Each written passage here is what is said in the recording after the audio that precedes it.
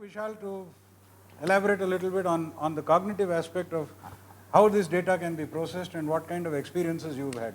Sure. Bear in mind, we have a hungry audience. So And should I go there or can I be sitting here or whatever? yeah, you can I don't have a presentation. It's not a monologue that I have to do. It's a panel discussion. So, and my job at the IBM lab is actually to convert presentation into something that works actually. So I hate doing presentation.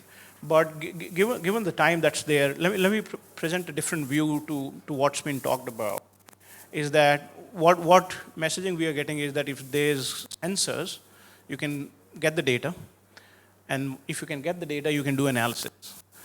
But there's a contrary view, which is to say, if you get the data, it doesn't make you smart. So we're talking about Industry 4.0, wherein the machine and the physical systems are going to fuse and they're going to be smart. No, right? Most of the cases in manufacturing scenario, this is where we are facing problem, that we are expecting that there will be sensors for crucial readings around temperature, pressure, etc., and it's not there, right? You have legacy machines there. That's problem number one. The problem number two is that when we are in era wherein we have cognitive systems and that kind of things in place, we're still solving the problem in silos. So you have analytics and analysis you can do, but you're solving in silos. And I'll give an example when I say you're solving in silos. And the third is that how do we call something smart? Let's say humans are smart because they have cognitive capability, but why we smart in certain situations is we can do a trade-off in our mind. What is good, what is bad, what should I do given the constraints, etc., right? So that's the third kind of problem that's there in the manufacturing field. Now, coming to the first one. So what we're propagating is that you don't need sensors always. You can actually do without them by actually having a concept called edge analytics, which is to say that you can do analytics, data collection, data fallback. Important point that you raised, that data connectivity may not be there always. You can do it at the edge. So if you look up, you will see a router there. This hall has a router. A router has Linux running on it, right? You can actually attach sensors into that, which doesn't need to disturb anything that's around you, and that can start collecting data. It can also run some algorithms on the router itself, so you don't need to really bring it to your IoT platform, which means edge analytics is a reality today without you having to link sensors into, so you can walk into any manufacturing scenario. You must have heard about a device called Raspberry Pi. A small device, you can expand the storage up to 4 terabytes in that. It can run Linux, it can run most of the Python and R code kind of thing. So here you go. You don't need sensors everywhere, right? And you don't need to send the data to an IoT platform to really do analysis. But then you'll say, why do you need IoT? You need IoT because before IoT as a fundamental, as a data exchange methodology, you actually had to have softwares to exchange the data and understand the data. So you have one software, the other software there to understand data, be able to do something about it. IoT is allowing you free flow of data, without any structures. You can subscribe to data and then interpret it the way you want it, right? That's the biggest deal about IoT. Otherwise, you can do without IoT. Contrary view, right?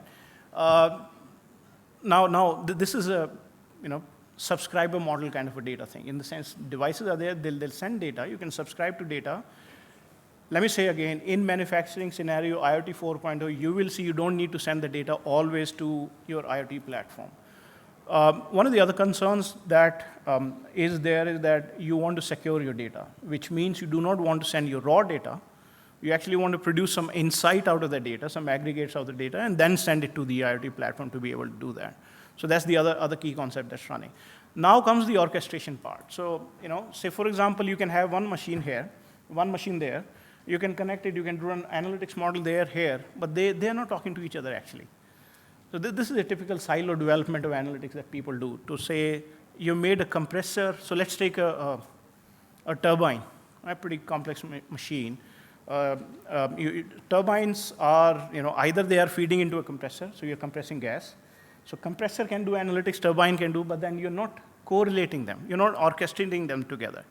You're not making the whole thing smart, right? You're just running some analytics on top of that. Orchestration of this whole thing using cognitive technology is one big deal.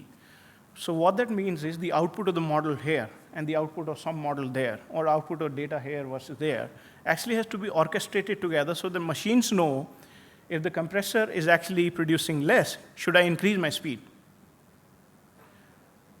Hear me out again. Analytics today on IoT is actually giving you insight, which means some human actually has to go in and intervene and do something. But in a manufacturing scenario where you have so many components, subcomponents, and machines working together, IoT is supposed to be machine-to-machine talk, which means not only data-to-data talk, but analytics-to-analytics talk.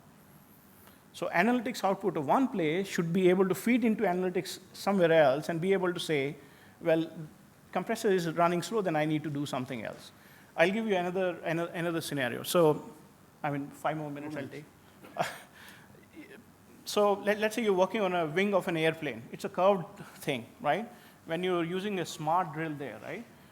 You have to actually be careful about the angle.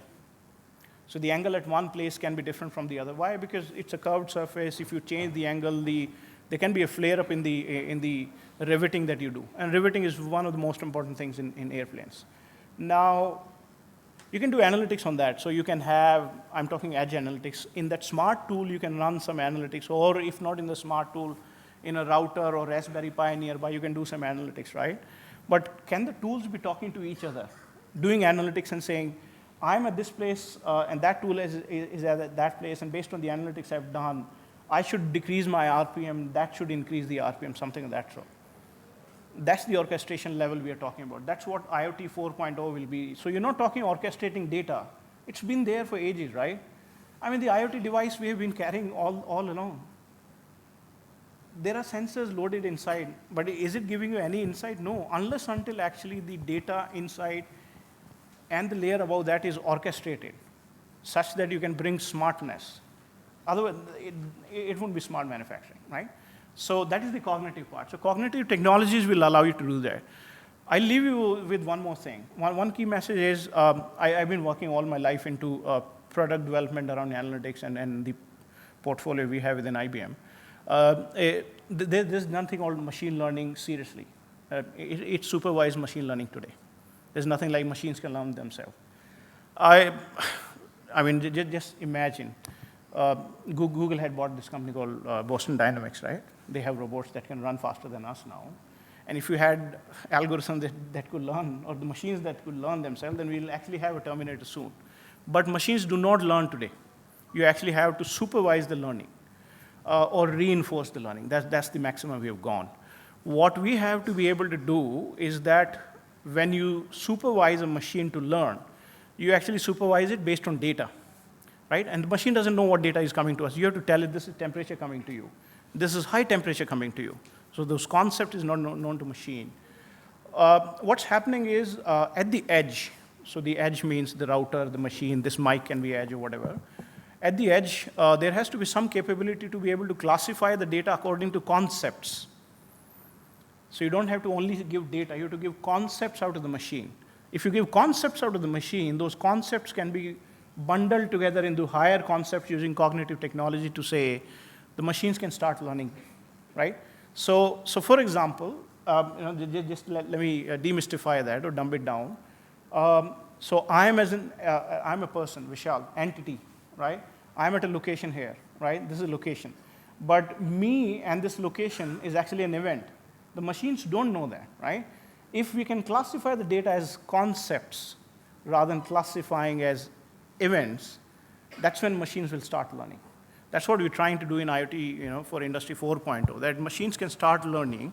If they learn, they don't need to learn to the Terminator level, but they can learn if it is a good temperature, bad temperature, so that if there is a bad temperature here and there is high pressure there, can they collaborate and do something? Edge analytics, number one, for smarter manufacturing. Orchestrated analytics at different points in the manufacturing cycle. Cognitive, allowing you to do that.